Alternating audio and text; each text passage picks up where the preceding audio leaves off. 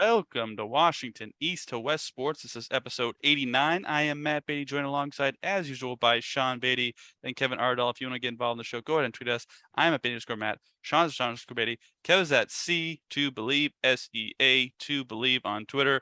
Like our videos on YouTube. Comment. Tell us what you think of the topics that we talk about. There is a lot to talk about since we were last on the podcast, but we are going to keep it focused again to the Seahawks and the Mariners. But first, it's Climate Pledge Arena is hosting the Clippers and the Blazers, and a lot of people are thinking that they're going to announce the Sonics are back, but people just calm your expectations on that, okay? It's just an NBA preseason game. Even though Steve Ballmer's there, he's not bringing the Clippers to Seattle. Let's just get that out of the way right now. But that'd be great if they were able to bring the Sonics back, and I'm eagerly checking Twitter to see if that actually does come to fruition. But in the meantime, let us talk about some Seattle teams that do exist. And we are going to start with the Seattle Seahawks. And since we were last on the podcast, they have had 3 games. I'm just going to go very quickly over those 3 games. Week 2, the Seahawks lost in San Francisco 27-7. Notable stats: Geno 24 of 30, 197, 1 pick. Rushing is bad. Tyler Lockett 9 for 107. And then on the other side, this is when Trey Lance went out with an injury. He is out for the year now. Jimmy G came in 13-21, 154-1. It just won today too. They did just win today. Jeff Wilson 18 for 84, no touchdowns. And Brandon Ayuk 5 for 63. Then the Seahawks came back home for a home game against the Atlanta Falcons, lost that 27-23. Geno was 32 of 44, 325, 2 touchdowns, 1 pick. Penny 14 for 66. Tyler Lockett 9 for 76. DK Metcalf 5 for 64 and 1. And then on the other side, Marcus Mariota 13 of 20, 229, 1 and 1. Cordero Patterson 17 for 141 and 1. And Kyle Pitts finally helped my fantasy team for the only time this year, 5 for 87. And then yesterday, the Seahawks went to Detroit and defeated the Detroit Lions 48-45. Yes, you heard that right. 48-45. Geno was 23 of 33, 20, 2 touchdowns, no picks. Rashad Petty 17 for 151 and 2. DK 7 for 149, and a break that we will certainly talk about on this podcast, as well as Tyler 6 for 91, Will Dissly 4 for 39, and a touchdown. Jared Goff 26 of 39, 378, 4 touchdowns, 1 pick. Jamal Williams 19 carries, 108 yards, 2 touchdowns, and tight end TJ Hawkinson 8 catches, 179 yards, 2 touchdowns. Josh Reynolds 7 for 81 and a touchdown. So, guys, we've got 3 games. Try and keep it as succinct as you can here, but tell me what you thought of the Seahawks the last 3 weeks. You can kind of go individually for each game and then just give an overall summation. So, Kevin, I'm going to start with you. What have you thought of the Seahawks these last 3 weeks? There are some parts of this team that were better than I expected. But also reality kind of set into course as we're going to go through this. I'm going to say the 49ers game was the most realistic game of what you saw, what the future sample size is probably going to be. Just because that defense is just really, really, really good. And Geno Smith did nothing against them. And then you go against an Atlanta team and a Detroit Lions team that doesn't have particularly good defenses, and he has a good day. The offense, let's say, had a good day for the most part for both of those games.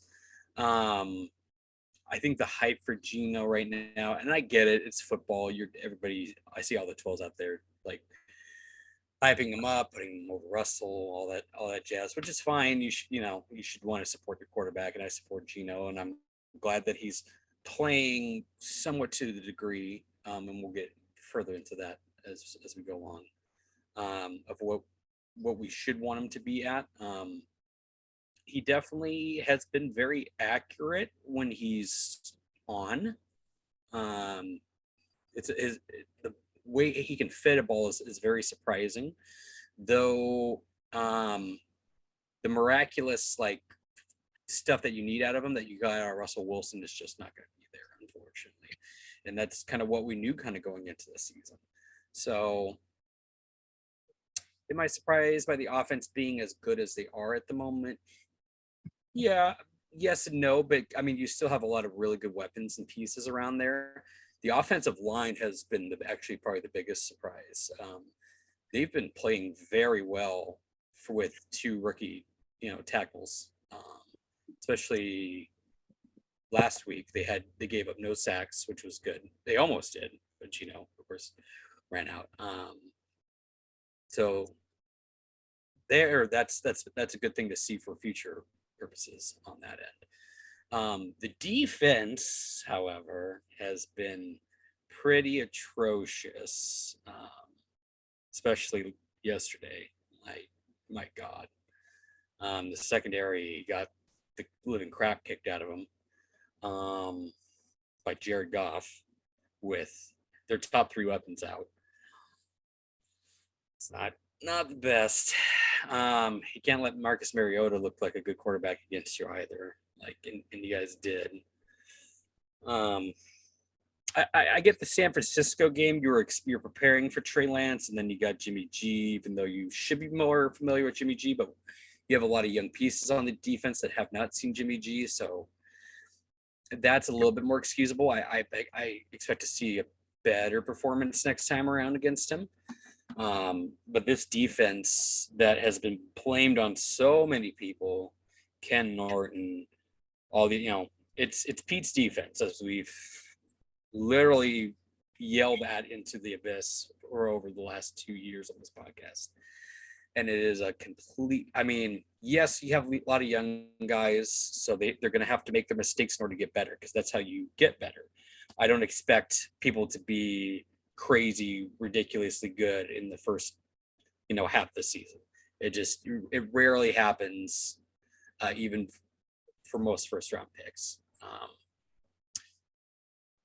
Do I expect them to get, clean it up and get it better? Yes, and they usually do. Usually Pete kind of gets them kind of in the gear into the second half of the season, but it shouldn't take that long if you're that good at what you're supposed to do, Pete.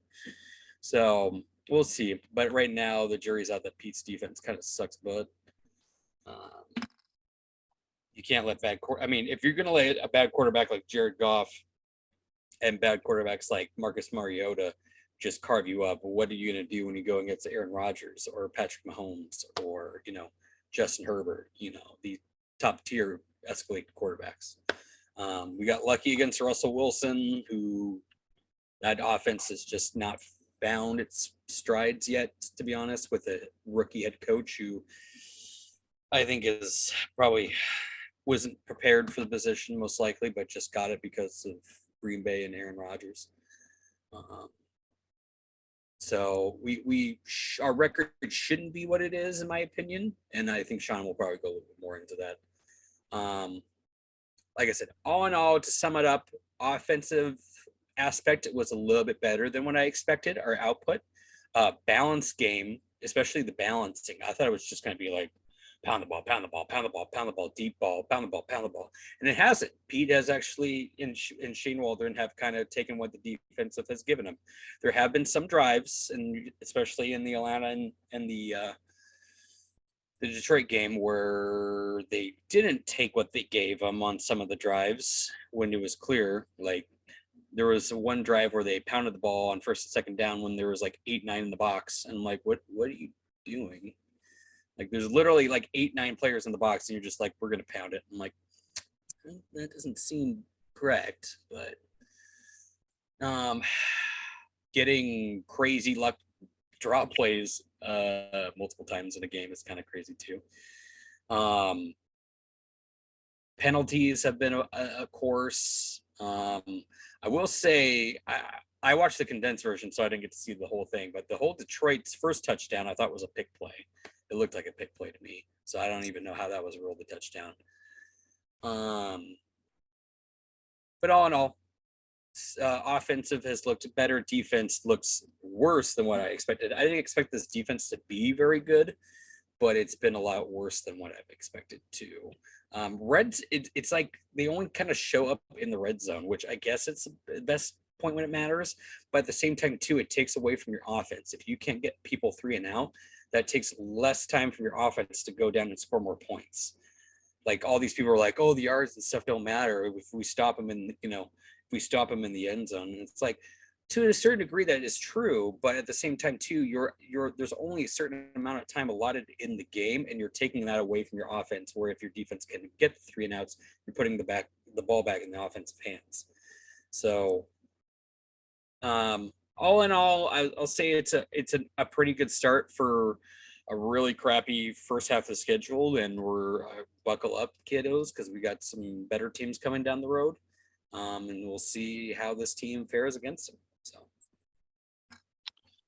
yeah, I'll go after Kevin. 49ers game, this is bad all around. Like after the first half, I switched to red zone. I was like, maybe if they make a comeback, I'll turn it back on, but they did not. And it was just a bad game overall. The offense couldn't do anything, and your only points came from a blocked field goal that was recovered for a touchdown. So when your defense is the only thing scoring points, that is pretty bad. And when the offense of San Francisco is on the field almost double the amount of time of Seattle, you've got to be efficient. They weren't efficient at all. So that was just a really bad game. Also, the circumstances were a little weird with Jimmy G coming in. We know that the adjustments for Seattle's defense, along with Pete, are not great usually. And I think the second half, you probably should have adjusted to Jimmy G because he's not going to run the football. But either way, it was over at halftime at that point with a 20-0 lead. So 49ers game was easily the worst game they played so far this season. Falcons, that game, I wasn't as surprised with the Falcons offense because they do have playmakers. Like Kyle Pitts is a great player. He's been awful on my fantasy team in our league so far this year, but that was his best game against the Seahawks. And then in another league, I have Drake London, and that paid off pretty well because he got that nice touchdown catch. And then, the offense, Geno had the ball with the chance to go down and win the game and couldn't get it done. So, that's kind of been Geno's MO when he's had the ball with the game on the line. So if he could turn around this year, great. But when that situation occurred, I wasn't confident. I was hopeful, but I wasn't confident and just couldn't get it done. Now, there was that penalty with the illegal man downfield that really hurt them when they were getting down there to the 10-yard line, pushed them back quite a bit, and they just could not recover. So, you got to clean up the penalties for sure.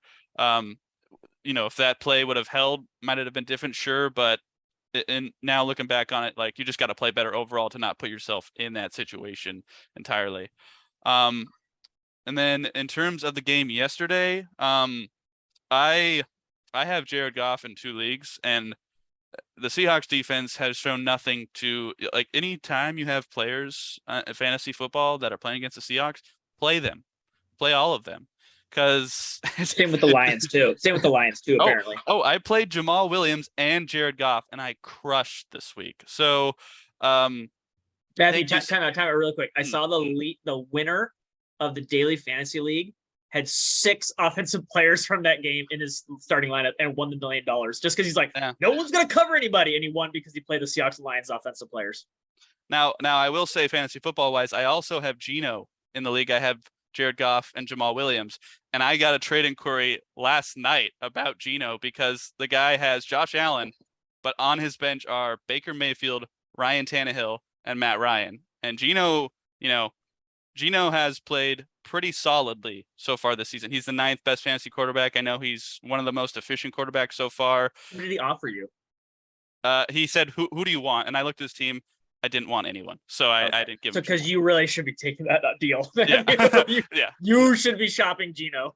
I didn't want to shop Geno because I want to sell high, and he didn't have anyone I really was interested in. That's fair, but you should be selling high. Now is the high time.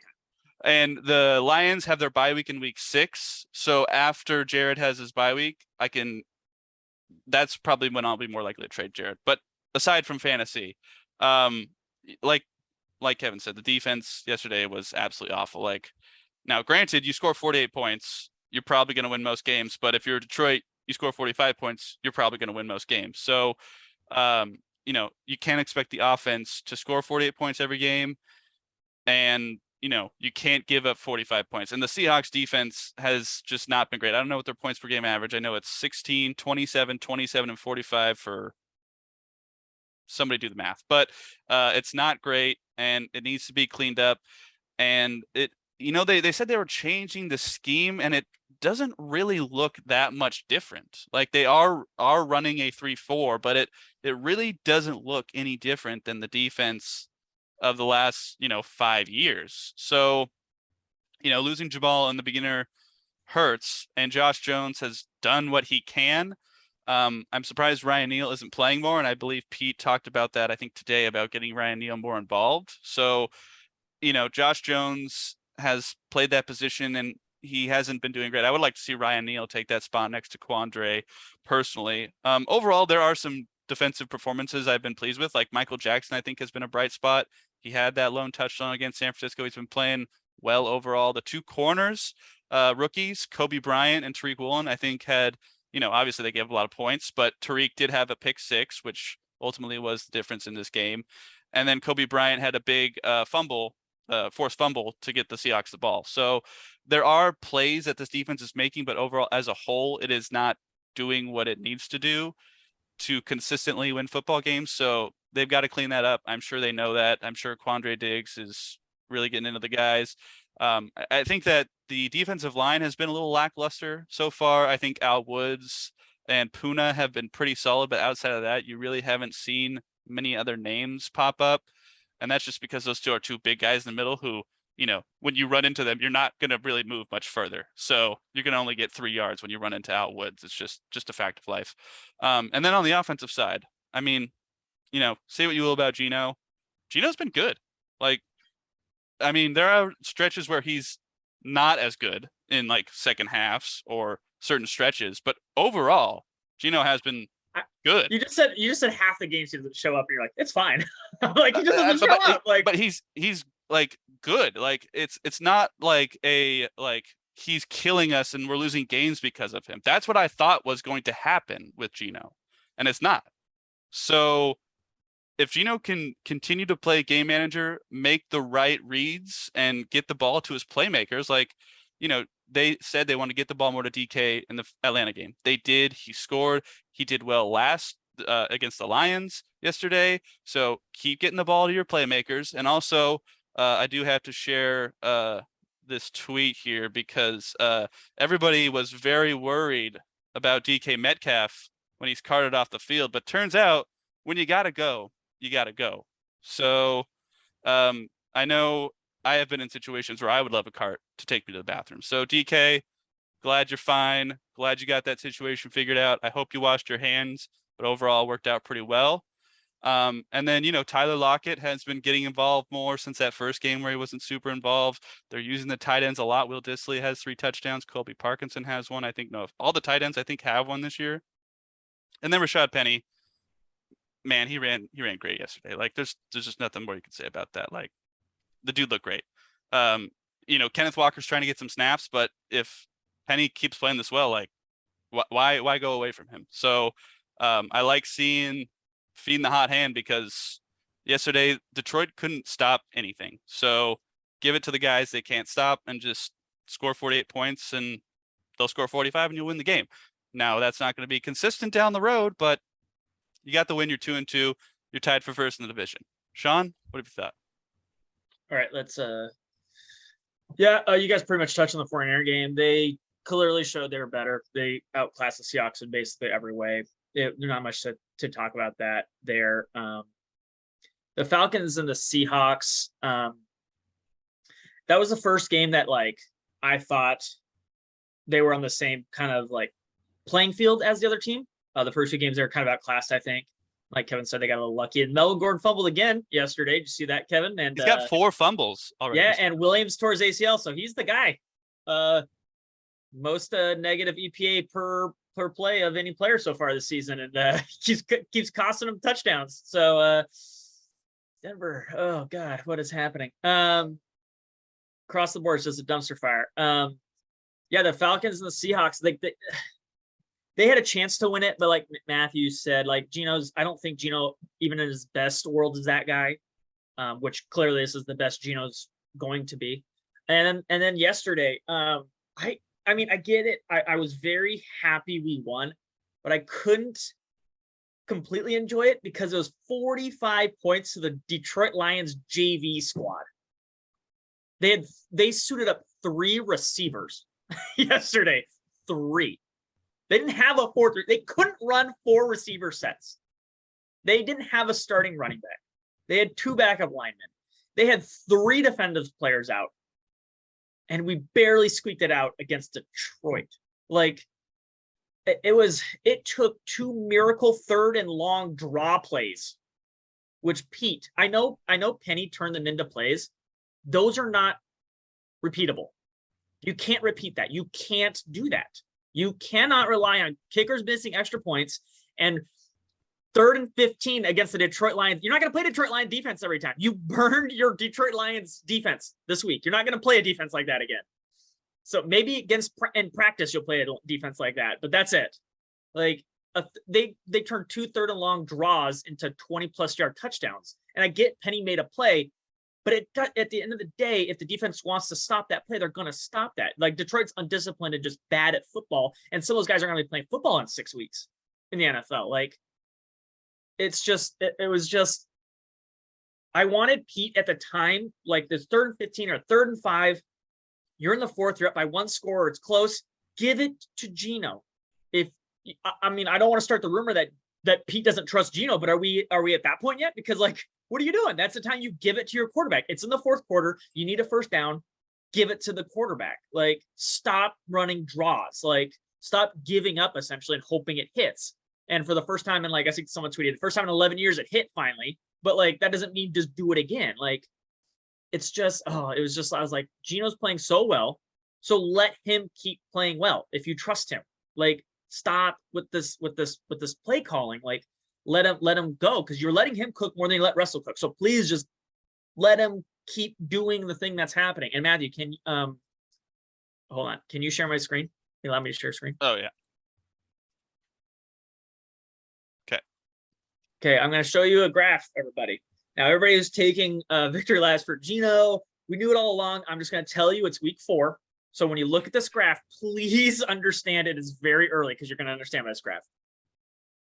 Geno is way over there. Now, do you mean to tell me that Geno is going to do this for the rest of his life? Or maybe probably regress to the mean a little bit? I mean, I like... What I'm saying is, like, he has played fantastic through 4 weeks. It like Kyle Lewis when he won the Rookie of the Year. It is not acceptable to accept Geno, and it's not on Geno to play like this the rest of the year. He's not going to. It's not sustainable, or else he's going to win every MVP for 10 years. It's just not going to happen. And I don't expect Geno to, and I don't need Geno to. What you need Geno to, I'm going to stop sharing. What you need Geno to is to get help from other people. DK is not efficient still. Like Matthew said, like, he finally showed up. They want to get in the ball. He's still not efficient. He's still got to get better at getting separation, doing all that stuff. Tyler's doing fine, but Tyler, I don't know if like you guys have seen this too. Every time he touches the ball and gets a route in the middle of the field, he just dives now. He doesn't even get tackled anymore, I don't think. Like, he just falls to the ground. Kind of been like, Tyler's MO for the most part. But at least in the like it's yes, he's been safe, but this year he doesn't get touched. And I'm just like, is he hurt? Like, well, like, it is noticeable now. It is like night and day. And I'm just like, I don't know, like maybe Kevin, but it is just night and day difference. And the second thing that I come to is like, it's just, and like you said, the defense just has to stop somebody. And I assume, because the defense is the worst in football, I assume the defense will get better. But like, I'm not going to bank on Jamal Adams next year fixing his defense, all these other things. So what I will say, Matthew, is talk about defense. The best player in the defense has been Nwosu. He's been the best. He's been fantastic across the board. And some of the things he's done. Tariq Woolen has like those plays boom, like awesome, like on the field. And I've been really happy with him.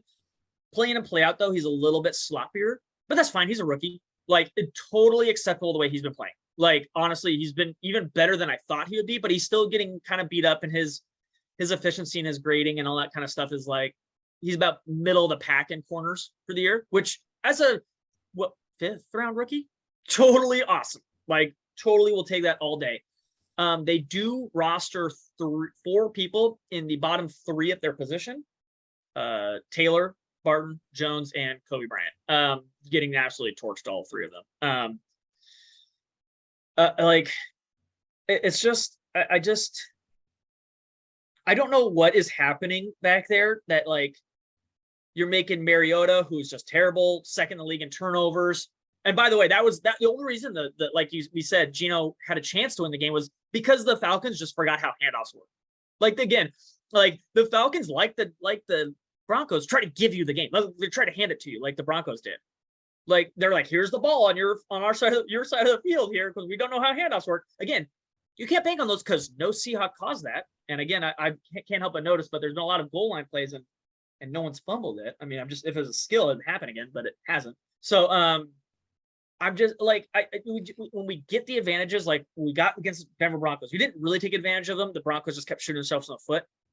Atlanta, we had advantages. We didn't take advantage of them. Detroit, we did on offense at least, but that defense just was, it's like a sink, and like it's just a sieve. And what I do need, Mr. Geno, is your second half numbers. I looked him up. He is the 5th worst quarterback in EPA in the second half of all football. I mean, we're talking like Mills, Trubisky, Flacco, and Tom Brady down there. But so it's early. I will say Tom Brady's down there, but like he's a negative EPA. Like he's been bad in the second half. And so it's just, he's propping up a lot of first half numbers and then just not doing it when we need him to do it. And against the better teams, as we're going to start facing here soon, I need more from you. He's like that graph I showed. It's been first half heavy guy. He's basically EPA, COPE, the best quarterback in football, which again, he's not better than Mahomes. He's not better than Josh Allen. Is that controversial to say? Would you guys agree? I agree. Okay. And well, now he is. And so again, regression is coming. And what I'm saying again for Geno, what I want to say is it's okay for Geno to regress, because that's who Geno is. He's not the best quarterback in football. He could be better than we thought he was. Like, because obviously he's been better than we thought he was. But I'm not going to expect him to be better than Mahomes, because he won't be. But that means that the rest of the people on the team need to help him out and do things, because right now Geno is playing like clearly the MVP, and they're barely 2-2, and they could easily, and according to expected outcomes and expected points, they're a 1-3 team. Like there's probably a 1-3 team, but like if that doesn't continue and this rest of the team just goes like this, we might not win more games this rest of the year. Like that defense just cannot continue to honestly get worse as the season goes. They have to start getting better. And maybe like Matthew said, like Neal playing Taylor, they're talking about playing him less. I'm hoping that maybe is the case. Maybe he could figure it out or something like that, but they need to get more playing time for some of these other guys. Cody Barton, man, I just, he's been so bad. Like, why did we cut BBK? I don't know. Like at this point, I'd be searching for anybody, like just anybody, let anybody play. But it's just, I don't. And again, like we're talking, like Penny had one good game, like against Detroit, had a couple good runs. But like, I mean, that Walker pick would be, I mean, we could use somebody on defense right now. I'm just saying, like, any defensive player right now would look really good. Just give him a shot. But all in all, I think the Seahawks, and I'm glad they are 2-2, but I am looking through my fingers, terrified at how this might rest of it go, because I feel like it's hanging on a knife's edge right now. And it's hanging on the knife's edge of Geno playing like clearly the best player in football. And if he doesn't, the cliff will collapse if this continues. Well, let me ask you this, Sean. You're on a knife's edge. I'm curious as to why, because you don't expect this team to be good, but are you like? I still want them to win. Like I was watching this. I was watching this game at the zoo, and I was like terrified. I was talking to some Seahawks fans here. I was like, there's a person. I even texted one of our friends, and I'm like, dude, it's I literally sent the text. I go, we're up by 16. They're like, only a Seahawks fan would be worried about that. And I'm like, yeah, but and then the next play, Detroit scored and got a 2-point conversion. I go, exactly. We might be scoring, but we're not stopping anything. Like, how can you be confident in this team stopping anything? And they don't even have their St. Brown, the best receiver in football right now. Like, imagine if they had him. Imagine when they had him. They had Swift, the best running back in football. Like, so far, again, it was 3 weeks. But like, what happens if that's the case? What happens if they have the starters? They might win that game. What if it happens if they had a kicker who could kick extra points? Like, what happens if that happens? Like, or is not kicking kickoffs out of bounds? Like, that's what I'm saying. Like, we're getting by, and I'm just like, I want the Seahawks to win. And if And if the Seahawks prove me wrong and go, they're projected right now, I think, honestly, on this projection thing to be 8 wins now. I lost it now. I just turned it out, but I think it's 8 wins, and I'm like, oh, I'll take that all day. And they have a higher playoff rating than the or likelihood than the Cardinals, but we won't get into that, Matthew. But I want them to win, and if they prove me wrong and they go up, and Geno's the guy, go for it. But I'm just saying, like, I could see like very big flaws, and like that's the plan we're going with. And like Seahawks Twitter's like, Duncan, we made the right call. Geno's an MVP. Russell's trash. I'm like, guys, like this is on a knife's edge. Geno will. I showed you the graph. Is Geno that much better than Mahomes and Allen? If right now, if I'm like, hey, if you think this is continue, I'm going to trade you Mahomes for Geno, straight up contracts right now. You're telling me as a Seahawks fan, you say no? Like, you're insane. Like, you're absolutely insane. So like, I'm like, guys, like he's playing better than Mahomes. So like, when he starts regressing and playing like maybe best case scenario with the 10th best quarterback in football, which I will take all day, because I don't even know if that's realistic, but I'll take 10th best quarterback. We're 1-3, maybe 0-4 at this point. And I'm like, we can't put all of our eggs in the Geno basket. That's kind of the Russell situation last couple of years. That's why Russell, again, that's the whole point of why Russell wanted out. You can't keep putting all the eggs in the quarterback basket and be like, save us, do all this stuff. And I'm just like, guys, like we need, other pieces need to step up and do things. Their O-line has been solid enough. And I appreciate that. But like, again, like if these tight ends aren't, or something dropping, they're not getting the calls or something like that, something doesn't go perfectly right. It's just a knife's edge. That's all I'm saying. Like, I want them to win, but I need them. They're winning by the skin of their teeth every time, Matthew, or losing by the skin of their teeth. They need to, like, with these Falcons and Detroit team, you could be better than them, but you're kind of not. You're not doing it. That defense is really it's hard to watch. It's hard to watch.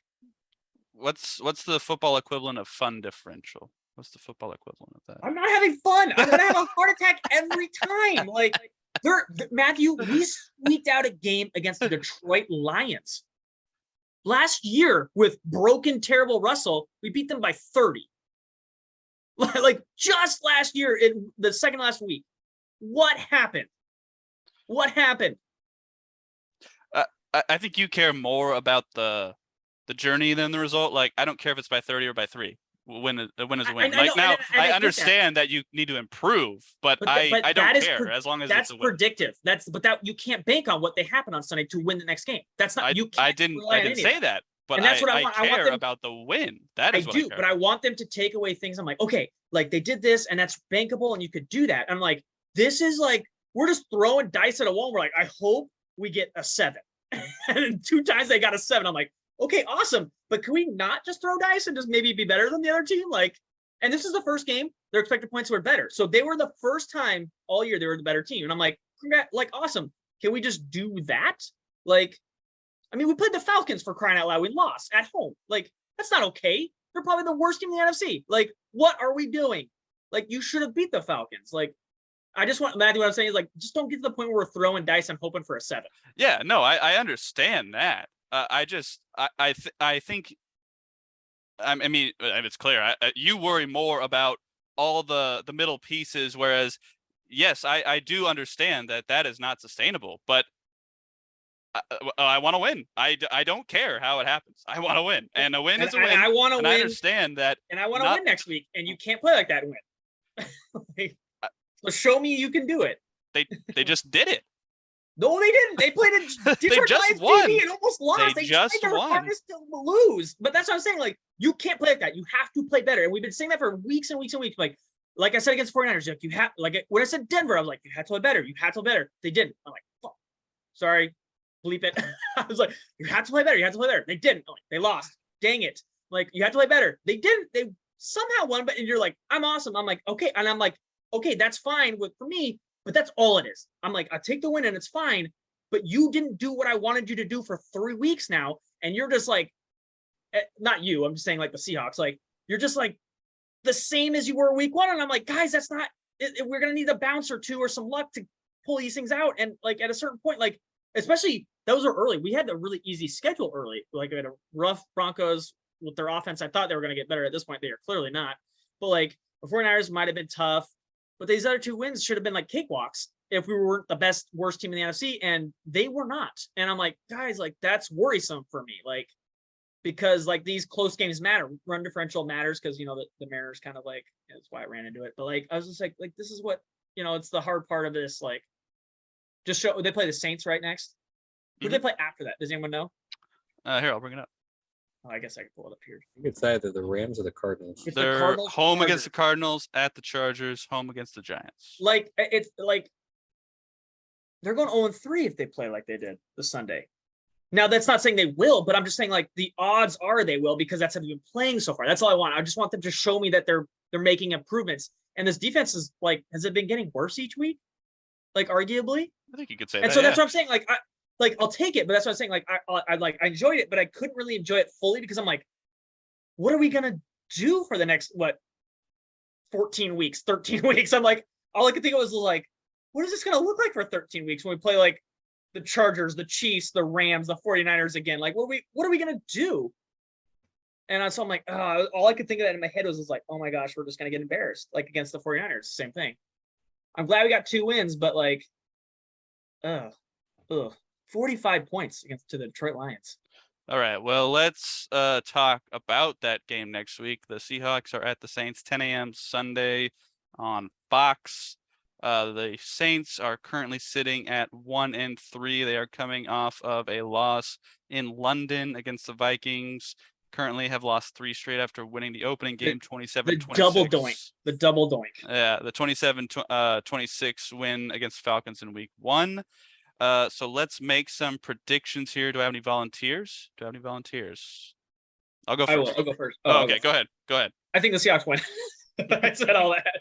That's more. I don't know what the Saints are. I think without Drew Brees and Sean Payton, I don't think Sean Payton was a great defensive coach, but I just think that like Jameis Winston with, again, like coaching does matter in the fact of like you need to get the most out of your quarterback. It's mostly get the most or don't screw up your quarterback.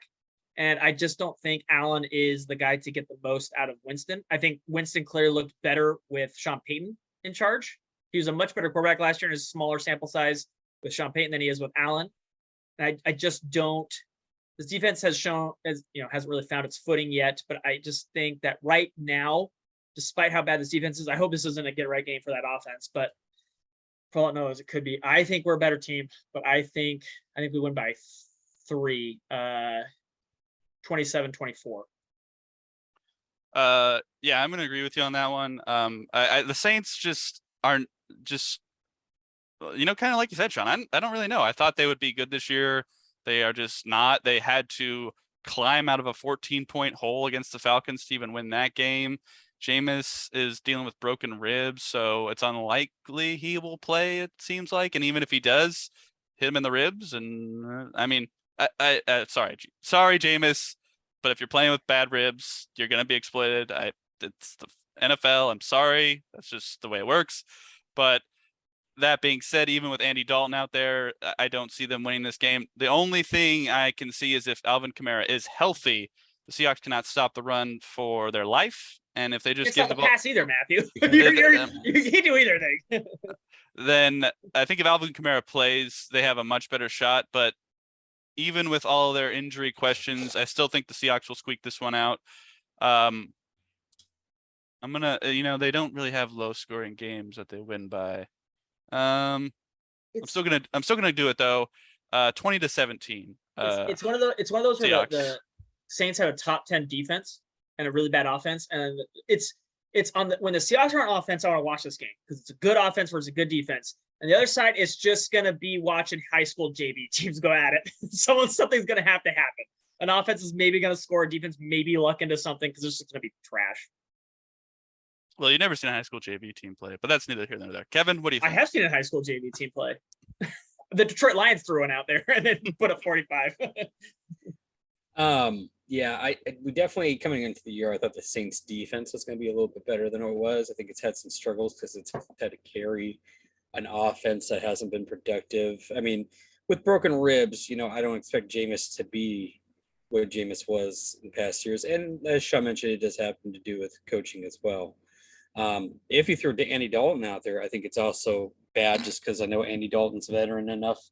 and sees enough film to where he's probably just going to try to throw the ball. And with, They still have weapons in New Orleans. Jarvis Landry's down there.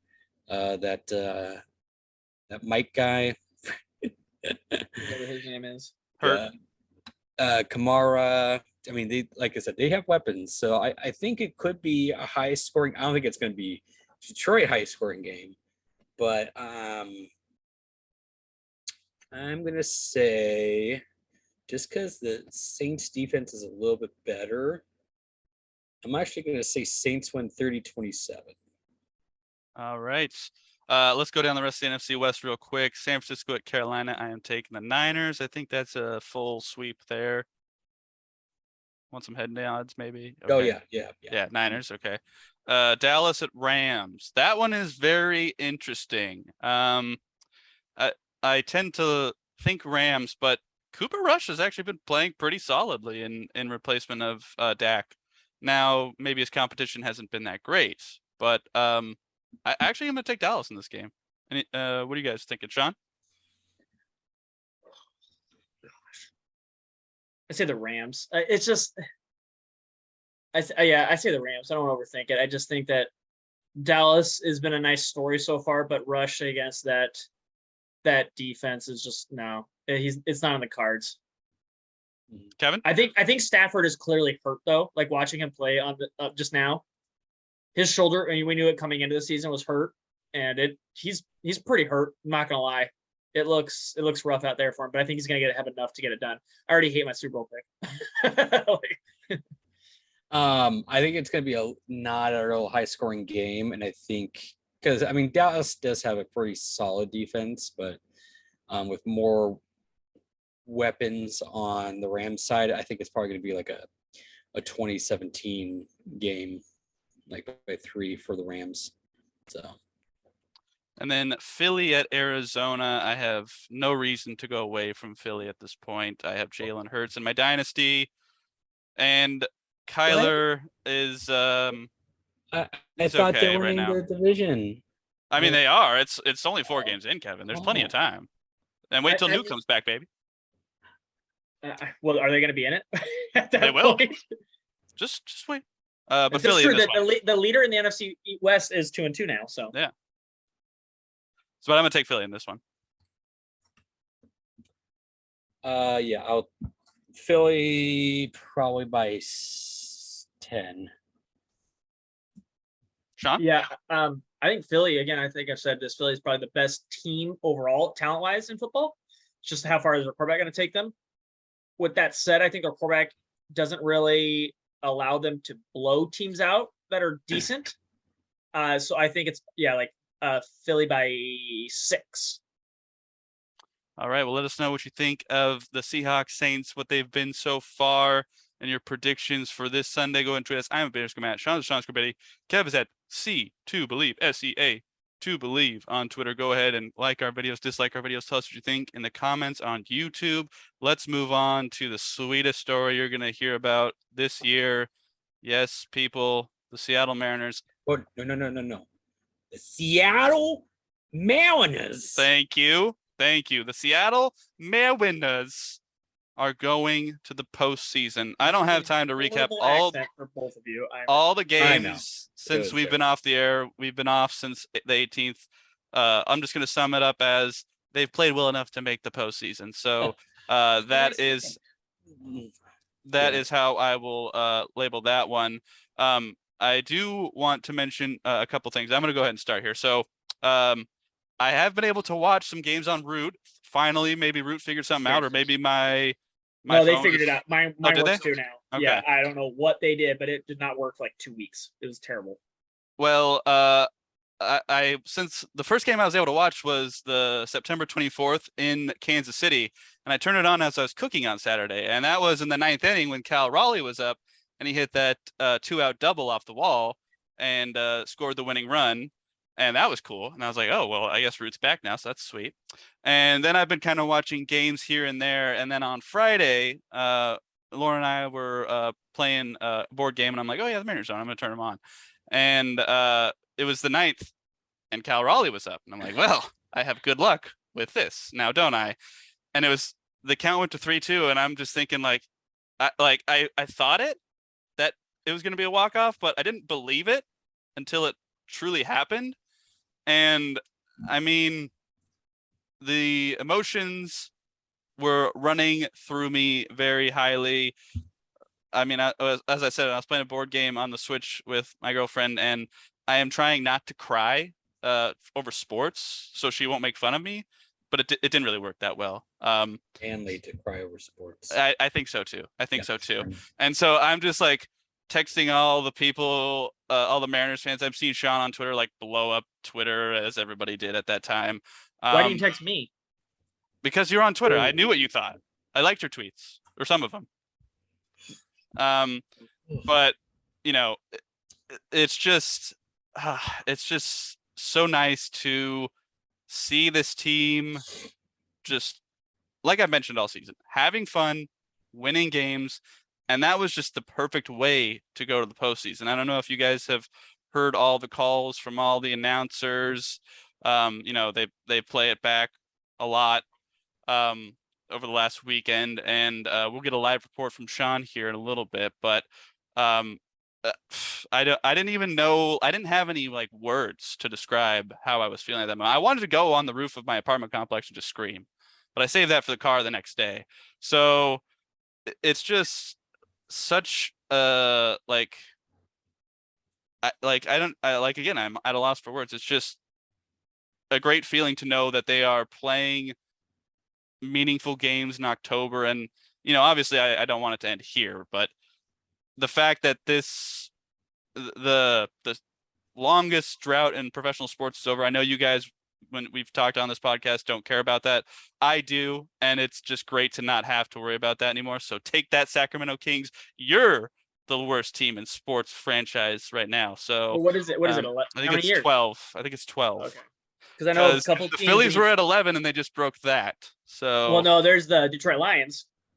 Oh, or no, not 20... the Detroit Lions. The Jets, the New York Jets. They made it. They made it in 2013. The New York Jets. They were 2011, weren't they? Or they were at 11. Okay, so maybe it's a tie between the Kings and the Jets. Well, the Jets have 11 years. If it's 12, then it's okay.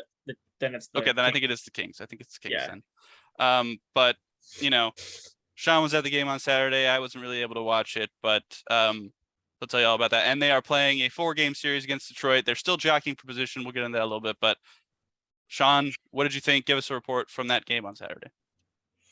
So I will say again, thank you for being like, the Mariners have not been in the situation. They accomplished it because again, being in front is such an easier thing than chasing everybody down, isn't it? The Mariners have never been in the front before. They didn't have to chase anybody. I could play like poop and still go. And that's kind of how they've been, but it didn't matter. I went to the game after, and it felt, as I called it, the hangover game. It felt like everybody was hungover. The players, obviously. That lineup they threw out there was just everyone who was young and wouldn't feel it the most, or just did not play the day before. Like it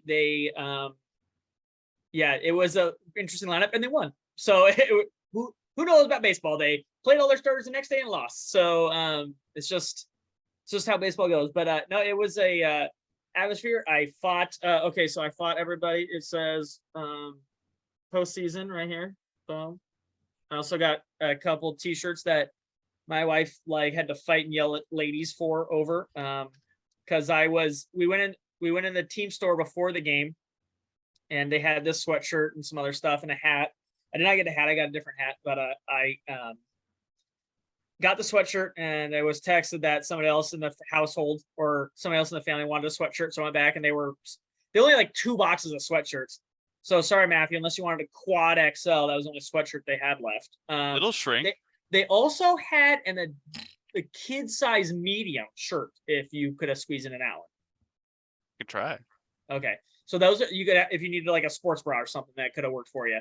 But that was it. And they had snapback hats, which I don't know if anybody else likes, but I'm not a big fan of them. So I don't think anybody wanted one of those. And they had a ton of those because obviously people don't want those. Then as we were in line and the crowd came in, they threw out all the T-shirts.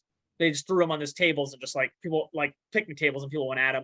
So that's when my wife was going through. As I was in line getting the other stuff we had, and with trying to wrangle my son so I didn't run off somewhere, And then so she was trying to elbow people and get out, and so she's able to get some shirts too, which we got. But that was the most intense thing. And then we went upstairs, went to the game, did not get ticketed. Mayor's security figured it out. Just walked straight into the game. Did not get ticketed at any point until we went to our seats, actually. So yeah, that was it was a great game. Yeah, the whole vibe was kind of like really chill. They did play a lot of drought stuff during the game. They had their season ticket holders out there. It was great to see that they had 25-year season ticket holders out there. And then I realized that like because Gilbert pitched the day before, Cal Raleigh hit the home run, Matt Brash pitched, Kirby was pitching, or Castillos was pitching, Kirby was gonna pitch the next day. I was like, all these kids that are out here playing meaningful things weren't even alive, and these people got season tickets. So like it's a good feeling to have a young core and yeah, trust the process. Sean, you didn't mention how Nolan cried and got Matt Boyd's out. Oh yeah, Matt Brash, cool dude. Boyd. Yeah, Matt Brash, Matt Boyd.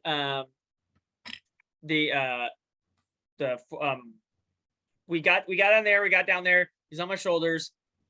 He offered the hat. He took the hat off, but then didn't really want to. So I grabbed the hat from him, threw it over the little netting.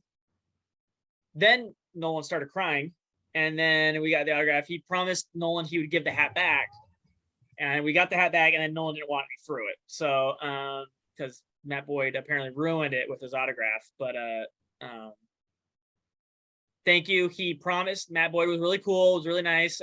Promised to give my son his hat back. So, was a good dude. So sorry, Nolan. You'll appreciate it later in life, maybe in a couple years.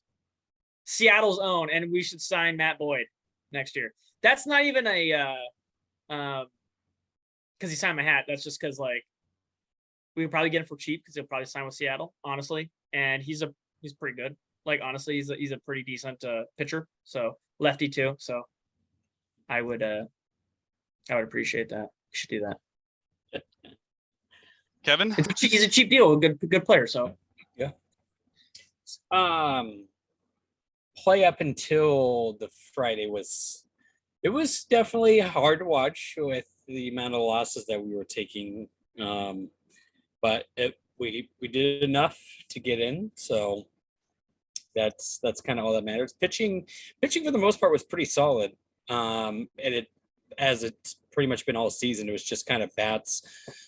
You had Julio go down there for a little bit, which we were all kind of like holding our breath and gasping for. It was kind of scary because you don't want your youngest, brightest star to not miss, as much time as possible, pretty much.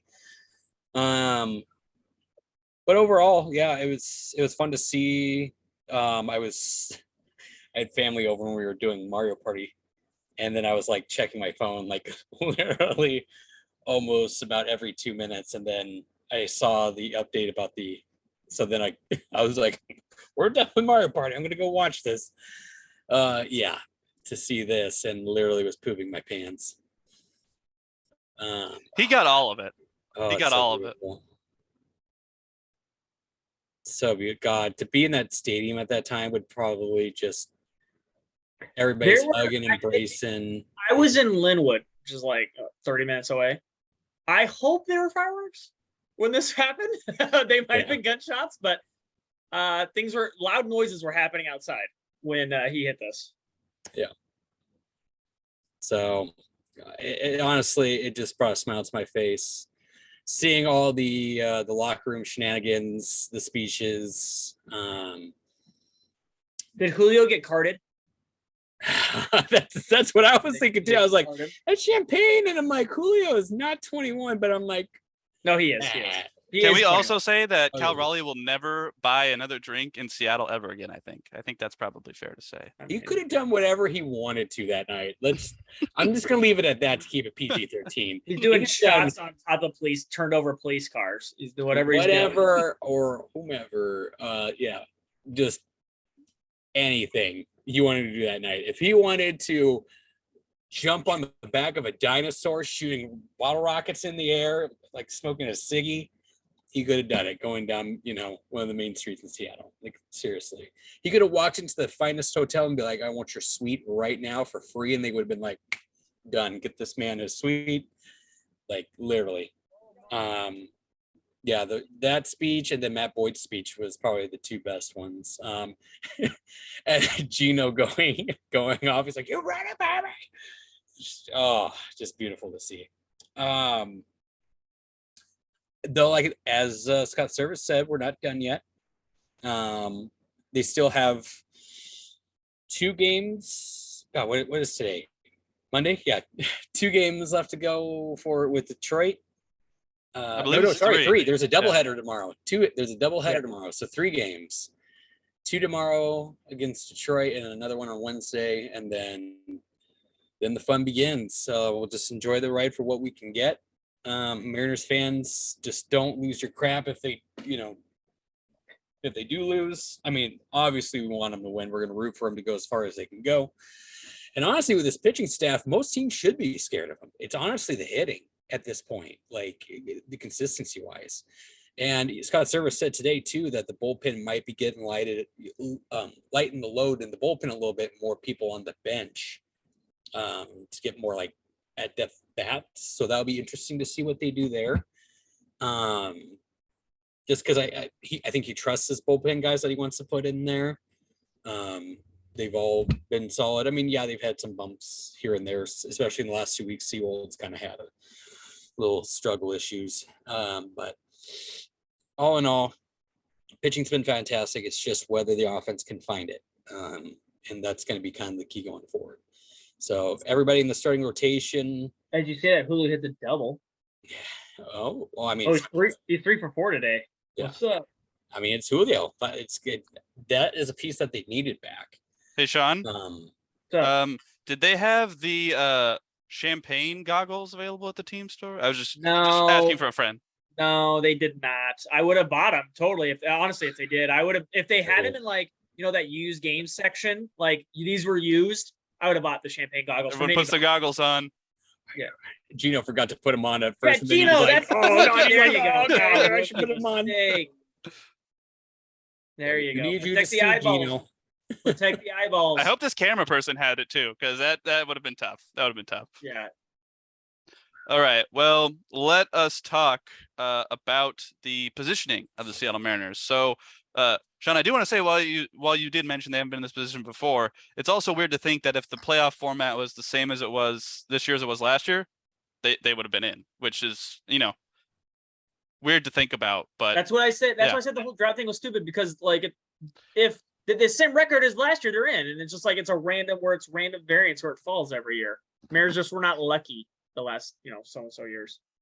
But right now they are currently sitting in the second wild card, and as it looks right now, Toronto is currently 3 games up of the Mariners for the first wild card spot. Mariners sitting at 2. Tampa Bay is 2 games back of the Mariners. So as of right now, it would be Seattle at Toronto, and you guys might be able to tell me the playoff format a little bit better, but I pulled up the schedule, and it appears they're cramming these series in the 3-day window of this weekend. I'll share my screen just to show the current playoff schedule on ESPN. I'm not sure if this is TBD based on travel or anything, but right now it has it Friday, Saturday, Sunday, games of the wild card. So if you guys know the format, would it be 2 Toronto, 1 Seattle, or is it 1-1-1, or do you know how that works? Or so right now they would travel to Toronto for all 3 games. All 3 are in Toronto. Yes, that is why when I said I'll Okay. take playoffs, but I don't want the 4 seed if I could pick, because you don't get any home games and you have to play Toronto versus Cleveland. Okay, I gotcha. Well, with that being said, it looks like barring some movement, that's what we're getting. We're getting Seattle unfortunately at Toronto. And also, before we keep going, our paper is weekly at the Shelton Mason County Journal, and we publish on Thursdays. I wrote my Curse is Broken column on Wednesday, so I didn't curse them, and I foresaw it. So you're welcome, Shelton Mason County Journal readers. But that being said, let's talk about this matchup here with the Toronto Blue Jays. What do you think of our chances? It's best 2 out of 3 in Toronto. I'm going to bring up what they did this year in Toronto just as a reference, unless you guys have it offhand. But, looking at the Blue Jays, looking at the Mariners, I think these teams are fairly close in terms of overall. I did predict the Blue Jays to be in the World Series, so You a liar now? no, I'm not a Are you a liar, but liar? I'm Are you a liar? I don't want it to come to fruition now, if that makes you feel better. No. But let me take a look at the schedule. But I it's going to be tough. It is not going to be easy. They have a lot of good bats. I'm not entirely familiar with their pitching. I believe you guys probably are. I know the big players like Bo Bichette, Vlad Guerrero, those guys. So I want you guys to just lay it out. What do you feel the Mariners' chances are? Put a percentage on it, Sean. Give me your analytics nerdiness. What is your percentage for the Mariners winning this series? 40, 45. I mean, like, I would say they are a better team, but I wouldn't say their world's better. Like, would you agree, Kevin? Like, it's going to be a competitive series. But if I had to put money, I'd say probably Toronto. But I would not be comfortable putting money on either of these teams in the series. Let's put it that way. This is not a series I'm betting on. Yeah, I'd say for people out there, like Toronto has better hitting than we do. More I'd say more consistent offense, and we have better pitching. But by a little bit. I mean, not to say that Toronto doesn't have good. They have good pitching. It's just I feel we are more. I think it's gonna be like it's more of like. Can I add something real quick? Yeah. Go ahead. So they only played in the first half of the season. The first series was in Toronto. It was 3 games. Toronto took 2 out of 3. Then they came to Seattle right before the All-Star break in July, and the Mariners swept them. That was during their 14-game win streak. I'll say Kevin Gossman's probably the best pitcher of both teams right now. Yeah. I'd probably go Luis Castillo's 2. So, like, he's right there. Like, he's right behind him. Then you could say Manoah or Kirby or Gilbert or like the same pitcher. Like they're really close. And then I think we had the advantage over which one of those doesn't start against Ross Stripling. So their 1 is better, our 3 is better. And our 2s are a wash. Our bullpens are better. Our bullpen's much better, I believe. Yeah. And their offense is better. So it's kind of like, if you tell me we hit a couple home runs, then I'm like, we're in this. Like, this is like, because they're gonna string the hits together more. But if you could tell me we get a couple bombs here and there, I'm like, okay, we're in this then. Like, this it's a go time. It's 3 games now. Yeah. And would you say it is a safe bet it's going to go Castillo, Ray, Gilbert, or what do you think 3 starting pitchers will be? What will it be or what should it be? I mean, give me both. I think it'll be Castillo, Ray, Gilbert. What do you think it should be? Castillo, Kirby, Gilbert. Interesting. Kevin, do you agree? I was going to say that, but I was going to say Gilbert, Kirby. No, yeah. I'm not super whatever. Yeah, order I mean, you could kind of. Yeah. Robbie Ray's just. Here's the thing with Robbie Ray. He's fine. He's fine. But like, Gilbert and Kirby have just been better. Like, just it's what it is. Like, like. Especially in the last part of the stretch, they've just had way better performances. Now Robbie Ray's got the experience versus then you put, young kids in a big time playoff moment. Will that affect them versus Robbie Ray's been in that situation? But, like, a lot of time pitching, they just don't know any better. They just throw out there and throw gas, man. Yeah. Just throw gas. It just really depends. Like, and that's going to come down to Scott Service knowing Kirby and Gilbert. Like, does he think they can handle the big boy situation? I think Robbie Ray will get number 2 though, and then Gilbert / Kirby will be 3. When they needed Logan Gilbert, he threw a gem in the clinching game. He dominated. I have a feeling what they'll do is like Kirby is going to be like, if one of them even looks like they're in trouble, like Kirby's going to get slotted in right behind, like say like Robbie's getting shook up in the 2nd or 3rd, like Kirby just comes in and tries to get him like 4 innings is probably what they're going to try to do. Like, they're not going to play around. So, all right. And it's prediction time. Who do you got? In my heart, I just believe. And it's, man, you know what? Screw it. I'm going Mariners in 3. Screw it. Whatever. Doing it. Sean? It's a literal coin toss for me. So, okay, if you get it right, I'll pick the Mariners. What I'm picking either heads or tails, Matthew. Which one am I picking? I got a call in the air. Just pick one. I got one in my head. Tails. Yeah, tails. Okay, picking Mariners in 3. It's tails. Oh, I already got it. I already picked it. Destiny. Mariners in 3. Mariners in 3. Kevin. So, but yeah, either to sum up, yeah, it's gonna be close. I assume it goes 3. Yeah, Mariners. Yeah, this is tough, to be honest. Let me just look up something real quick. Give me like 20 seconds. Yeah, no, Okay, I'll well- talk. Like, I think like this year it's gonna be win either way. We talked about this. Like, making the playoffs is the win. What they need to do in the offseason is they need to get that one bat. You need to get that shortstop to, like, in the middle of this lineup. You need to get that Trey Turner. You don't have to go Trey Turner or Alexander Bogarts, but there's a couple other guys out there that's like, hey, big bats in here. Let's get these big boys in here. And hopefully the Julio Rodriguez and Luis Castillo signings are like, this is a team that's going to, like, Trevor Story said he didn't want to come to Seattle because he wanted to go for a contender. Well, here you go, Trevor Story. Like, the next Trevor Story, here we are, right here. Gausman was day to day, and I couldn't remember what it was. I thought it was a finger cut. Oh yeah, if Gausman's not playing, the Mariners easy, but he's playing. And Gausman's been solid for the last part, but just because I have him in fantasy.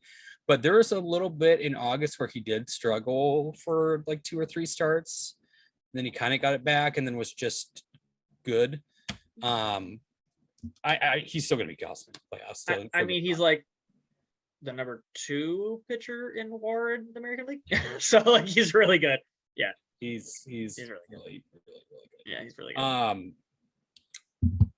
I think pitching, and as we've kind of touted it or tooted in this podcast, that pitching is what makes the difference in playoffs. And I think with us having the better pitching, I think that will help us kind of, and just, I think we're more hungry, to be honest. I think this team is pretty hungry. They got they didn't are. make it last year. They barely made it. They barely missed it last year. Yeah. Yeah, they want to go. Yeah. It's not to say that no team in this thing is not hungry, but like, it's definitely going to depend on whether that the excitement of all these young kids getting there for the first time is going to be a good thing, or if it's going to get to them to where, like, you know, where they're just swinging, like they all want to make a big play and then they're just swinging at dumb crap. Like, I mean, the Mariners threw all the pressure at all the young kids this year, and they came with flying colors. Like, Julio, I don't think it's going to matter at all. Like, that kid's ready for whatever. You throw him in. That's why I'm super confident again with like Gilbert and Kirby. Those guys got like ice in their veins. Like, they don't care at all. Logan Gilbert threw 8 innings of just like domination the other day. Like, he's looked great against the good teams. Like, Luis Castillo's done awesome against the Yankees. He has some bugaboo with the A's for some reason. I don't get it. But just like he I think, like Kevin said, pitching, this team has starters and bullpen, and that's what you need. They just need, if they could get if Ty France and Mitch Haniger kind of like just get right a little bit right here at the end, it'd make me feel a lot more confident. But I mean, just Kyle Raleigh walk in. Had two bombs in one game there. That's true. That's true. It's just it's kind of like his one game. He's been struggling other than that. So it's just like, just be a little more consistent, get some walks, work some stuff. And like Jared Kelenic though, dude, like he's found it. He's found it in September. We all were going there with Suarez too. Like, just so to answer your question, I think because of the pitching being better, I say Mariners in 3. Oh, we all went Mariners in 3. All right. Well, we're a little over an hour, but I do want to mention a couple things. I'm sure you guys would have some comments too. As a kid who grew up in the 2000s, it was really fun to watch Barry Bonds, Mark McGwire, Sammy Sosa hit a lot of home runs. Like, you know, I remember when Sean and I went to Pizza Hut and I got a big hurt bat that was foam and we'd like just hit home runs with it. So the Griffey one, but they didn't have it. Yeah. But what Aaron Judge has done this year, I don't want to go unrecognized, because, you know, ever since then, no one has come even close, as far as I know, or had this much of a chance to do what he's doing. And I don't care what your arguments are about Bonds, McGuire, blah, blah, blah, blah, steroids, whatever, however you want to count it, asterisks, I don't care. But the fact that Aaron Judge has tied Roger Maris is tied for the most home runs in American League history. I don't know if he's hit one today. It's probably over. Definitely over. It's New York. He but has not officially, still 61. So he's got a few games left, and if he breaks it, I just hope people understand the milestone that he has reached, because, I just remember growing up, like when we had Jay Buhner and Edgar Martinez and those commercials of chicks dig the long ball, and turns out that's not entirely true, but it's probably true for Aaron Judge.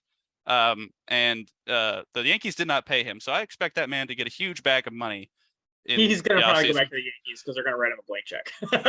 You can't let him walk after that. And you cannot let him walk after I would also like to acknowledge Albert Pujols, who has come on super strong at the end of the season, gotten to 700, one of only 4 players now to do it. So he hit another today. I know he hit 703 today. So, such a long career. He's been. It's 703 now? Yeah, he hit one today. Oh, I missed 2. Well, I missed the other 2. Yeah. And so to see two guys, 2 power hitters doing what they're doing right now, Pujols at the end of his career, Judge, he's 30, 31. He's got some years left. He is 31. Yeah. So it's great to see guys just 30, 30.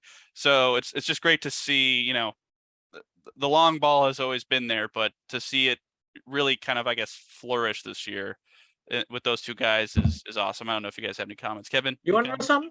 He has 16 stolen bases this year too. Aaron Judge? Yeah. He's that's the most surprising part. But no one knows he could actually still run, and he's so tall, like he could slide, and he's like there already. The problem's going to be those when those big guys, it takes a while to start. That's kind of often that's why sprinters aren't that tall. Usain Bolt's kind of the exception, because it takes a while to get going. Once they get going, that stride's pretty valuable. But also, go ahead. Well, I was gonna say, I saw on MLB Network, I'm not sure if it's still true, but since I think 2018, Eugenio Suarez has the most home runs in the major leagues, a little bit ahead of Judge. I don't know if that's still the case. I think he lost that title. Okay, hit his thing. But I will say, Matthew, like Aaron Judge, Aaron Judge, just like with WRC plus, it's over 200. That basically means he is twice of an average player. He's more than 2 of a player, like an average 100 player. Have you seen how tall he is? He's obviously 2 players. Like he's and he's like swinging a bat. What's like an average? Sorry, I'm sorry, short people. Sorry. JP Crawford is like barely 100, I think. He's 2 JP Crawfords, basically. That's what he is. His WAR is 11. Like Mike Trout's never done that. Like it's just like, yeah, he's the MVP. I'm all about Shohei Ohtani. I heard a great argument for this. Shohei Ohtani in a normal year, like Vladimir Guerrero's year last year, had a great year last year. It was a reasonable year, but any year that's the MVP, that's the rest of the field, then Ohtani's the MVP, because what he does is just like super valuable. However, Judge is not having a normal MVP year. He's having like an all-time, like when you're approaching 12 WAR on a season, like the next guy has 7. He has 4 more WAR than the next guy. That same gap is the same from 2 to, hold on, I got to scroll to the next page. 46. That's the same gap from 1 to 2 to 2 to 46 in overall WAR the entire season. Like, yeah, he's having an all-time great year, and it should not go unnoticed. Especially, like Matthew said, it's not that like what 98 and all those Barry Bonds, they were all doing it in an era. I don't want to say asterisk because that's the record. I don't care what your feelings are on it. The record is 70. Those are all the records. Like that's what it is. But they were all hitting home runs. Like this is a depressed home run era, and he's hitting 61 now. He has a 30 home run gap over the next guy. Like that's the impressive part, I think. Like he's like what is it officially? Oh, Kyle Schwarber. He hit 44 now. Oh wow, he went really off recently. Okay, so 20. Oh, he has 20 more home runs than the next guy. So yeah, that's saying something. Kevin? Yeah, it's just been phenomenal to see him, especially with him being on my fantasy team for the majority of the year. He carried my ESPN crappy team to the playoffs. I lost in the semifinals, but Aaron Judge can only do so much. My team sucked. It's always cool to see, records are meant to be broken. And I mean, It sucks a little bit inside me that he's a Yankee. I don't like to see Yankees do it. If it's any other team, I don't really care. Kevin, he's gonna be a Mariner next year. Doesn't matter. Oh, yep. Yeah. God. We're gonna replace Mitch Haniger with Aaron Judge. God. Like. And then Trey Turner, and then Trey Turner is our shortstop. Oh, yep. Yeah, those two guys. We're gonna spend like $800 million between those There two. is a youth photo with Aaron Judge with the Mariners hat on. I am just saying. Okay. Let's just do it and sign Trey Turner. Screw it. Let's just go for broke, man. God. Literally broke. Literally broke. Yeah. Literally. With all the money you've given out. But no, it's cool to see, and especially with Pujols' resurgence too. And now that they're going into the playoffs too, it's kind of like his swan song. Will the Cardinals make it? No, probably not, especially with what. I mean, they're in the playoffs, but yeah. I mean, they're in the playoffs, yes. So even if they don't go all the way to the World Series, which they're probably not going to, he's got 3 rings. I don't know if he's worth it. Exactly. Like I said, Yeah. it's a sweet way to go out that he broke his record. They made the playoffs. They might win a series or 2 depending on how many MVPs does he have? Does he have 3 MVPs? I was about to say probably around 3 or 4. But let me look it up here. 3. He's a 2-time World Series champ. 3-time MVP. Yeah. Yep. Yeah. So it's honestly it's cool. It makes baseball more interesting and gets more eyes on baseball, which is a good thing. And I like to see that because I think baseball should have more eyes on it. Like, it's an amazing sport. It doesn't get enough recognition that it deserves. I mean, it does. Don't get me wrong. I'm not like acting like it doesn't, but like, I think it should be close to NFL. I know NFL's like the king, but I think it should be close to NFL, more close to NFL than what NBA is, in my opinion. But I know people who love basketball will disagree with me, but all in all, it's a cool thing to see, and hopefully he can get. I don't think he's going to get to Bond's record, of course, because he's only got 2 more games. But he could hit. I mean, he could hit. I think he could probably get 2 or 3 more. Would be the max, probably. But I think he could do 12 in 2 games. I think he can do it. Okay. That would be impressive.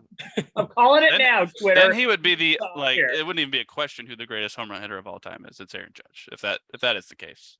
It's 12 in 2 games, yes. And then I have questions of why the other teams are pitching to him still at this point. I mean, like, what are you doing? But they're just lobbing softballs in there, throwing fielders out there to pitch to him.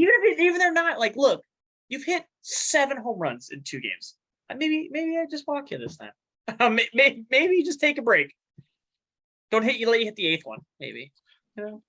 All right. Well, let us know what you think the Mariners clinching a playoff berth, what you think their chances are against the Toronto Blue Jays, assuming they play the Toronto Blue Jays, which is very likely at this point. Go ahead and tweet us. I'm at Beta_Matt. Sean's Beatty. Kev's at C2Believe, SEA2Believe. Subscribe to us on YouTube. Like our videos, dislike our videos. Tell us what you think in the comments. We will be off next week, but we will be back the following week. And we'll have more Mariners, some Seahawks, hopefully some Kraken. I don't know if you saw the new mascot, but it's weird. It's pretty weird. And Sounders missed the playoffs. We'll have to talk about that, unfortunately, as well as we still haven't talked about Sue Bird being one of the greatest Seattle players of all time. But until then, we will see you next time on Washington East to West Sports. Bring back the Sonics.